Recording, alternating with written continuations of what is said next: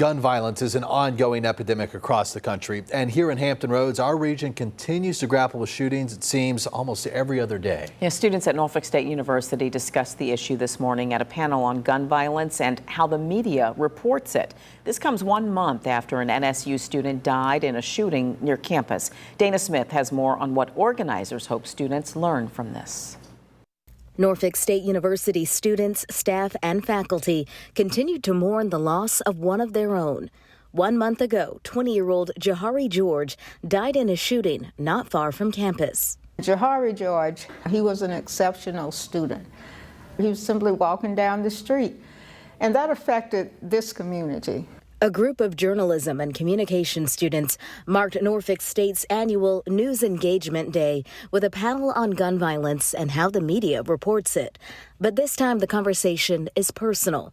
Associate Professor Dr. Cathy Jackson noted George helped with the student newspaper. He was on the Spartan Echo, so a lot of his colleagues were in that room. Jackson helped organize the panel alongside Assistant Professor Dr. Terry Marsh. They led the discussion on rising crime in Hampton Roads and the best practices for reporting on the subject. A particularly high amount of coverage containing violent crime is centered in the African American communities.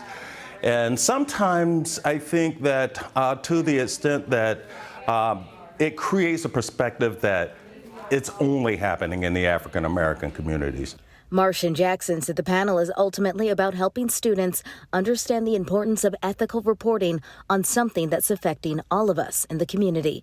How do you cover situations in which you may have some personal conflict? You can take these personal feelings with you into news, and it doesn't mean that you're biased, that you're not objective, but it means that you know this story. Dana Smith, 13 News Now. And we've reached out to Norfolk PD to get an update on any suspect identified in that George case from weeks ago. We will keep you updated if they give us any further information.